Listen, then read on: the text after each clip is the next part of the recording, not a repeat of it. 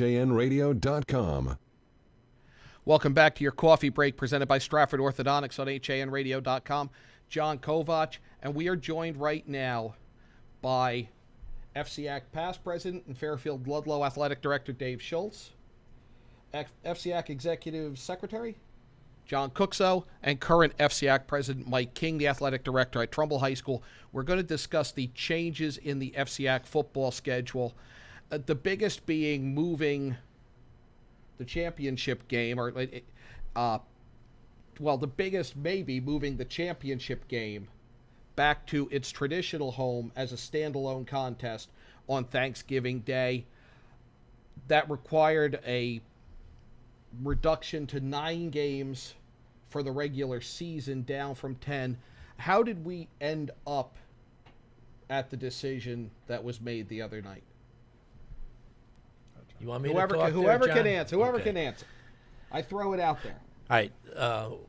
The history of the present football schedule that we're adopting for the next 2, possibly 4 years, started after June of last year, when Bassick and Harding informed us that they were dropping out of our league, so that we had a 19-game schedule, a 19-team schedule, and it was dropping down to 17. And at the same time, our schedule plan, which started about 8 years ago, was coming to an end. So everything seemed to fall in line. Also, the state during the summer told us, the CIAC, that's what I mean by the state, informed us that we would not be able to play any more than 10 games. So now we were faced with a problem of a reduced number of teams to deal with and developing a schedule with 10 games. We had numerous meetings in the fall. We developed a 10-game schedule, and it was adopted by our league board of directors on December the 9th, to be exact.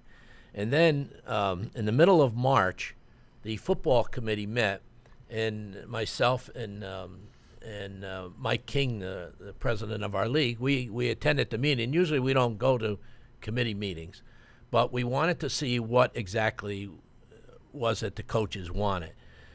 And so after hashing over the schedule for a long period of time, I think it was almost 2 hours, they came up with a recommendation from one of the coaches that they go with a 9-game schedule.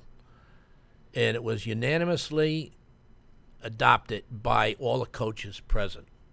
Now, we informed the committee chairperson that he should call this committee together again immediately, like within the next 7 days, in order to see how we're going to drop one block of games to get 9, and also have our league championship football game. And they did that. Mike King, who was the president of the league again, was at the meeting with Gus Lindeen, the athletic director from Greenwich, and the second vice president in our league.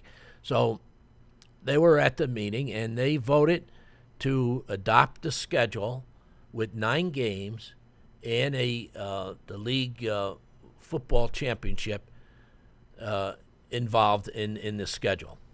Now, that vote was, Mike, what was it, 9-1? I believe so, yes. Yeah, it was 9-1. All the coaches were not present.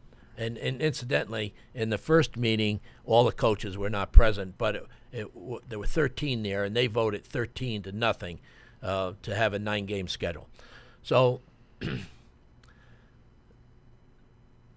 what they decided on was that the game would be played, the championship game would be played on Thanksgiving Day, and that the rivalry games would be played on the weekend prior to Thanksgiving, so that all games counted. So that was in the, excuse me one second, John. So Mike King, president of the FCIAC. So that was in the vote that they took, was that that's how those games would have fallen? Correct, and that's something that was discussed at length, and I think it's exciting to with the new schedule format that we have, that we now have a 9-game schedule where all 9 games are going to count towards determining who plays in that FCIAC championship. And we're returning that game, as you mentioned in your opening comments, back to where it was for so long on Thanksgiving Day. We feel like we have a championship in every sport that we have in our league. And the FCIAC championship for football dates back to 1965. We have a 50-year tradition there that is an unbelievable experience for both the participants and the spectators. And now we have preserved that game, and we have a schedule format that allows for everybody to play their 9 games, and every one of those games will count towards, which 2 teams are going to play in that FCIAC championship, which is something we haven't had for a while. The Thanksgiving Day rivalry games date back 20 years to 1994, and apparently when the league made that change and said we're going to move the FCIAC championship off that date, there was a lot of controversy then too. There was. And things worked out pretty well. We think things are going to work out pretty well now. Now, this was also approved by the athletic directors 10-7, and then by the board of directors. What would have happened had either the coaches or the athletic directors, before it reached the board level, had they voted against this? Well, I think if they had expressed a desire not to go forward this schedule, that would have been brought to the board of directors, and most likely we would not have gone forward with the schedule we have now.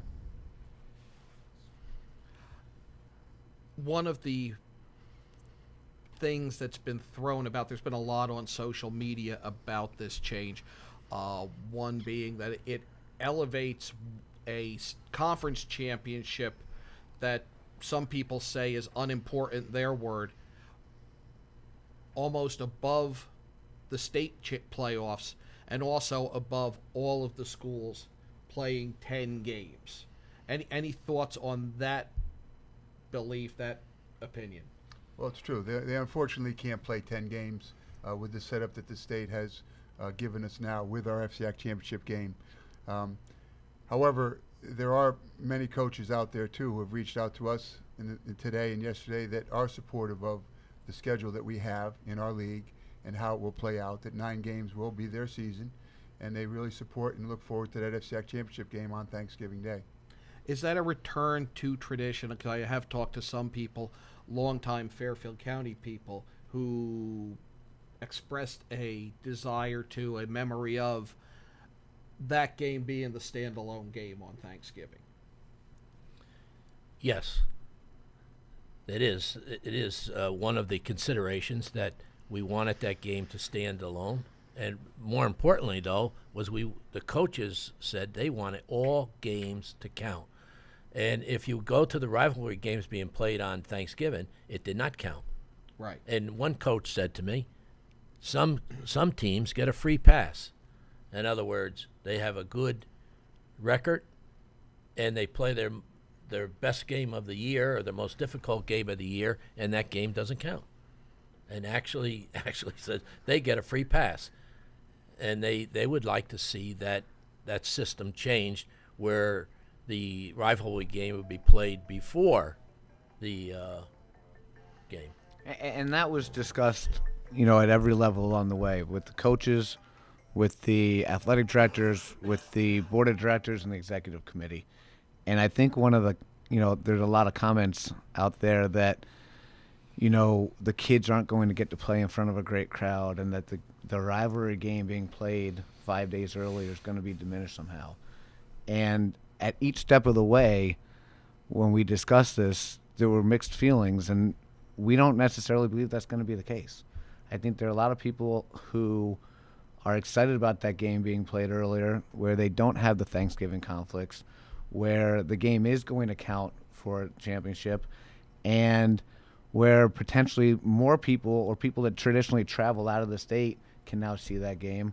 A lot of students are traveling and don't see that game, and perhaps we're going to have larger attendance. We're going to see.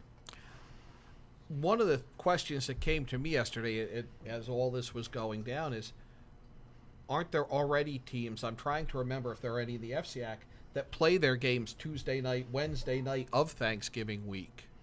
And that seems to hold as a tradition there, and I don't know that that's been mentioned at all in the Yes, there are Clam teams. in There the are teams that have moved tumult. up their game the day before, or even 2 games before, and have had successful crowds at them, and the enthusiasm's still there. I think that the use Ward Ludlow as our school. I think that'll be a big game on that Saturday, with a large attendance, and a lot of people will still be looking forward to seeing us play. Any other thoughts, gentlemen? No, Thank you. All right. Thank you for Dave having Shulz, us. John Kuczo, Mike King from the FCIAC. Thanks for joining us on Coffee Break. We're going to take a break and be right back with more news, sports, traffic, and weather from southwestern Connecticut. You're listening to Coffee Break on HANradio.com, streaming on the Hersam Acorn Network.